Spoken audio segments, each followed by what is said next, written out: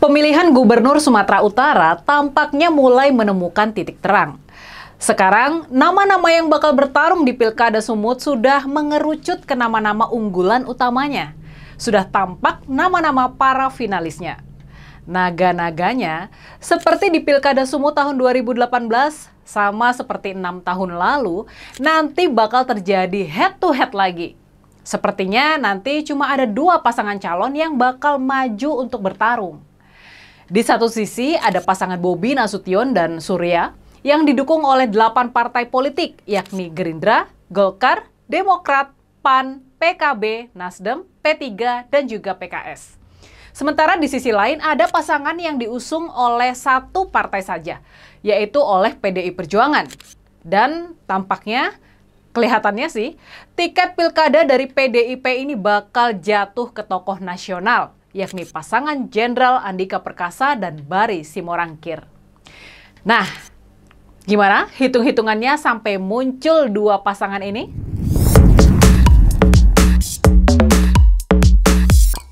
Harus diakui, tim sukses dari menantu Pak Jokowi, dari Bobi Nasution, mereka ini sudah melakukan kerja politik yang sangat berhasil dalam mengkonsolidasikan dukungan partai-partai. Makanya, sekarang ini, 8 partai sudah menyatakan dukungannya kepada Bobi dan meninggalkan PDI Perjuangan sendirian, tanpa teman koalisi. Tapi untungnya buat rakyat Sumut, PDI Perjuangan punya kursi yang cukup di DPRD Sumatera Utara buat memajukan pasangan calon sendiri, tanpa perlu berkoalisi dengan partai manapun. Makanya, boleh dikata, Pilkada Sumut terselamatkan dari kondisi selesai sebelum pertandingan. Bobi Nasution nggak bisa maju sendirian, menghadapi kotak kosong.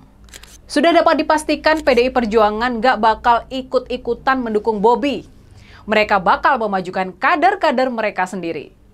Nah, soal Bobi, sekarang ini sudah jelas juga siapa yang bakal dimajukan sebagai calon pasangan dari Wali Kota Medan ini, yakni kader senior Partai Golkar Sumatera Utara yang bernama Surya.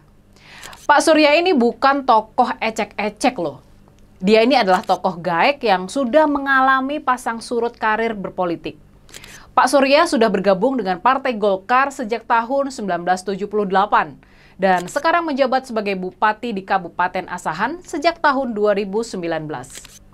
Sebelumnya selama 8 tahun, antara tahun 2010 sampai dengan tahun 2019, dia menjabat sebagai Wakil Bupati. Dan sebelumnya lagi, dia berkiprah di lembaga legislatif, tepatnya sejak tahun 1995, yakni di DPRD Kabupaten Asahan dan kemudian di DPRD Kabupaten Batubara ketika terjadi pemekaran wilayah. Di DPRD Kabupaten Batubara, lelaki yang kini hampir berumur 70 tahun tersebut sempat menjabat sebagai Ketua DPRD, yakni antara tahun 2007 sampai dengan tahun 2009. Jadi, singkat cerita sih, Pak Surya adalah tokoh senior Golkar di Sumatera Utara yang sudah sangat matang, arif, dan juga bijaksana. Dia ditunjuk partainya buat jadi pendamping Bobi dari Partai Gerindra buat bertarung di Pilgub Sumut mendatang.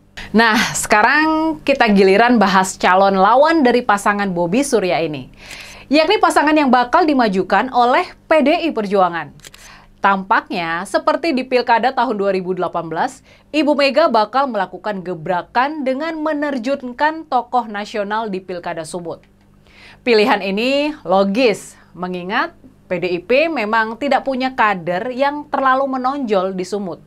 Makanya mereka perlu menurunkan nama besar dari Jakarta. Dan pilihan tersebut tampaknya akan diberikan kepada Jenderal Andika Perkasa. Dia adalah sosok tokoh militer yang berani dan disiplin yang memang sangat dibutuhkan buat membereskan masalah-masalah Sumatera Utara. Konon, wilayah Sumut memang harus dipegang oleh mantan tentara supaya tertib dan maju. Walaupun sebentar, walau sekitar 1,5 tahun, Pak Andika ternyata punya pengalaman bertugas di Sumut, yakni saat dia menjabat sebagai Komandan Korem 023 Kawal Samudra yang bermarkas di kota Sibolga, di pantai barat Sumatera Utara. Jadi buat Pak Andika, wilayah dan masyarakat Sumatera Utara sebetulnya bukan hal yang baru.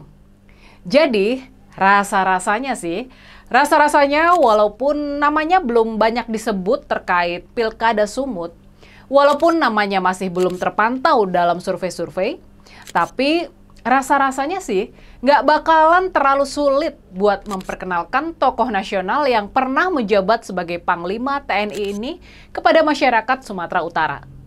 Dan nggak bakalan sulit juga buat menumbuhkan animo dan dukungan publik kepada Pak Andika.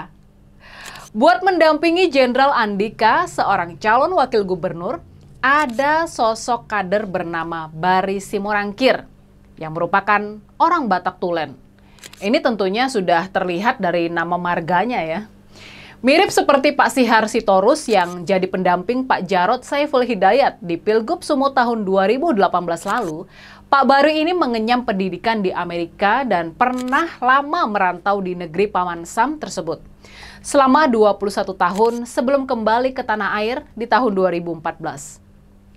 Pak Bari ikut aktif dalam kampanye Pak Jokowi di tahun 2014 dan di tahun 2015.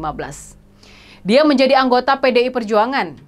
Jadi Pak Andika dan Pak Bari adalah kader-kader nasional yang bakal diterjunkan buat melawan keluarga Pak Jokowi di Sumut. Nah, gimana? Gimana menurut kalian? Itulah hitungan terakhir soal dua pasangan calon yang tampaknya bakal bertarung di ajang Pilgub Sumatera Utara mendatang. Polanya tampak mirip dengan Pilgub Sumut di tahun 2018. Kali ini pun calon gubernur petahana yakni Bang Edi Rahmayadi, dia gagal mendapatkan tiket buat maju bertarung. Harapannya buat mendapatkan dukungan dari PKS dan PDIP gagal total. Pada akhirnya, PKS memilih merapat ke menantu dari Pak Jokowi. Sementara itu, PDI Perjuangan memilih buat memberi kesempatan kepada kader internal mereka sendiri. Nasib Bang Edi di Pilgub 2024 ini mirip dengan Tengku Eri Nuradi, Gubernur Sumut periode 2016 sampai dengan 2018.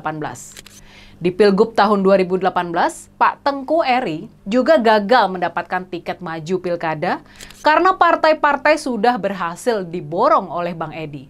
Jadi, boleh dikata memang banyak kemiripan antara Pilgub Sumut tahun 2018 dan tahun 2024 ini. Tapinya nih, harapan kita tentunya, harapan kita hasil akhir Pilgub Sumut tahun ini berbeda dengan tahun 2018. Semoga kali ini pasangan Andika Bari Simorangkir yang menang. Gimana nih kalau menurut kalian?